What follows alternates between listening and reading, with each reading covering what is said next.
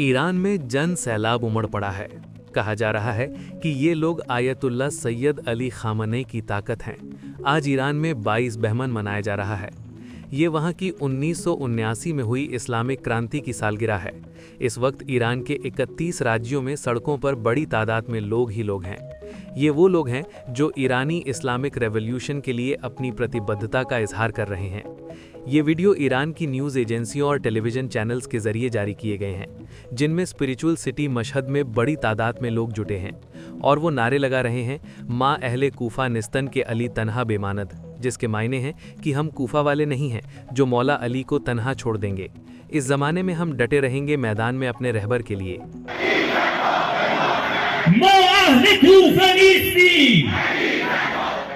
ये वीडियो है काज़वीन शहर का। भारी बारिश के बावजूद लोग अपने रहबर के समर्थन में छाते लेकर बाहर निकल आए हैं। इतना ही नहीं, ईरान के मेट्रो स्टेशनों में महिलाएं और पुरुष, साथ ही नौजवान बड़ी तादाद में जुट रहे हैं। ईरान के झंडे हाथ में लिए पुरजुश अंदाज में नारेबाजी हो रही है।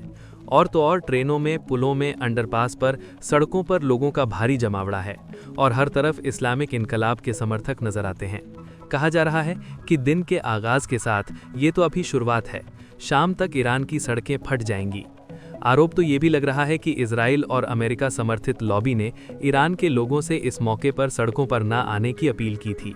लेकिन जिस तरह से लोगों का हुजूम उमड़ रहा है, वो अपने आप में आयतुल्ला सैयद अली खामनेई के उस दावे को मजबूत करता है कि उनकी असली ताकत ईरान की आवाम है। 22 बहमन इस बार बेहद खास इसलिए है क्योंकि साल 2026 की शुरुआत में ही ईरान में हिंसक प्रदर्शन शुरू हो गए थे, जिन्हें पश्चिम की तरफ से ईरान के इस्लामिक रेवोल्यूशन की सत्ता के खिलाफ बताया गया और इन प्रदर्शनकारियों के लिए अपना समर्थन जताया गया था। इतना ही नहीं, प्रदर्शनों के बहाने से अमेरिका ने ईरान पर हमले की धमकी दी थी। न सिर्फ धमकी दी, बल्कि उनका जंगी बेड़ा USS अब्राहम लिंकन ईरान के करीब आकर खड़ा हो गया और दोनों तरफ से एक दूसरे को ललकारा जाने लगा। वहीं ईरानी सशस्त्र सेनाओं के चीफ मेजर जनरल अब्दुल रहीम मोसावी ने कहा है कि लोगों का हुजूम बता रहा है कि लोग अपने ईमान से दुश्मन को मायूस कर देंगे। अब देखना होगा कि ईरान में लोगों के इस प्रदर्शन को देखकर क्या अमेरिका और इजराइल खामोश रह जाते हैं या फिर ये कोई बड़ी जंग की चुनौती है।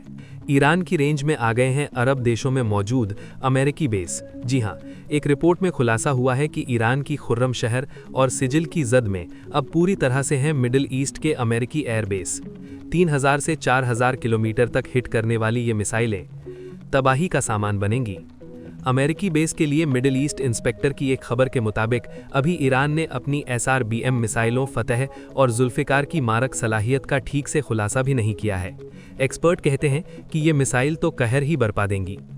AFP के जरिए जारी किए गए मैप से पता चलता है कि मेडिटेरेनियन सी में ईरान से 2000 किलोमीटर दूर तक के अमेरिकी बेस ईरान की मिसाइल की पहुंच में आ गए हैं, जहां खुर्रम शहर और सिजिल आसानी से अटैक कर सकती हैं। इसके अलावा इमाद और गदीर 1 की रेंज में ईरान से 1700 किलोमीटर दूर मिस्र में मौजूद अमेरिकी एयरबेस हैं और मिस्र से सटा हुआ है इजराइल।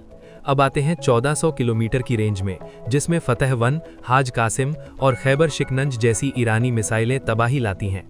ये इलाका रेड सी पर मौजूद अमेरिकी एयरबेस का है, जो पूरी तरह से ईरान की जद में है। इसी के अंदर कतर, जॉर्डन, कुवैत और बहरीन में मौजूद अमेरिकी अड्डे भी आते हैं, जहां अमेरिका के हजारों फौजी तैनात हैं। अब आता है ईरान की मध्यम दूरी की मिसाइल डेसफोल का नंबर, जो 1000 किलोमीटर की रेंज में मार करती है। इसकी जद में सऊदी अरब में मौजूद अमेरिकी एयरबेस आ जाते हैं। आपको बता दें कि डेसफोल एक स्मार्ट सतह से सतह मार करने वाली मिसाइल है। ये मिसाइल जुल्फिकार मॉडल का उन्नत संस्करण है और ठोस ईंधन का इस्तेमाल करती है। देखा जाए तो पूरा मिडिल ईस्ट ईरान की मारक मिसाइलों की रेंज में आ गया है।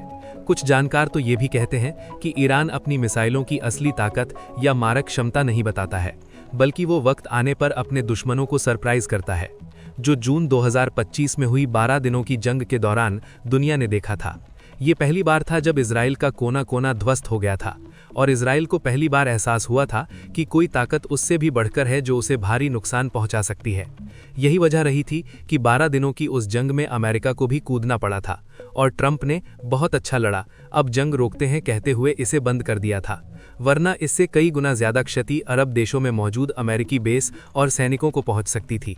यही वजह है कि ईरान में इस्लामिक रेवोल्यूशन की सालगिरह पर ईरान के supreme leader ayatollah Ali Khamenei ने अपने पैगाम में कहा है कि हमारी ताकत मिसाइलों और विमानों से कहीं अधिक हमारी इच्छा शक्ति और दृढ़ता से जुड़ी हुई है। खामनेई कहते हैं कि अल्लाह का शुक्र है कि आपने दृढ़ता दिखाई है और विभिन्न क्षेत्रों में अपनी इच्छा शक्ति का प्रदर्शन किया है। इसे फिर से दिखाएं, शत्रु को निराश करें। जब तक शत्रु को हताश नहीं किया जाता, हमारा देश महफूज नहीं रहेगा। शत्रु को हताश करना होगा। शत्रु की हताशा आपकी एकता में, आपके विचार और इच्छा शक्ति में, आपके उत्साह में और दुश्मन के प्रलोभनों के सामने आपकी दृढ़ता, आपके मजबूत इरादों में दिखती है। मिडिल ईस्ट में गहराते सैन्य तनाव और अमेरिका के साथ जारी तनातनी के बीच ईरान के supreme leader ayatollah Ali Khamenei में एक अत्यंत कड़ा और रणनीतिक संदेश जारी किया है। प्रमुख वायुसेना सम्मेलन में अपनी अनुपस्थिति के बाद खामेनेई ने टेलीविजन के माध्यम से राष्ट्र को संबोधित किया कि ईरान की असली ताकत उसके असला खानों में नहीं बल्कि उसके नागरिकों के अडिग संकल्प में निहित है। ये संबोधन ऐसे समय में आया जब ईरान अपनी 1979 की इस्लामिक क्रांति की वर्षगांठ यानी 22 बहमन मनाने की तैयारी कर रहा था।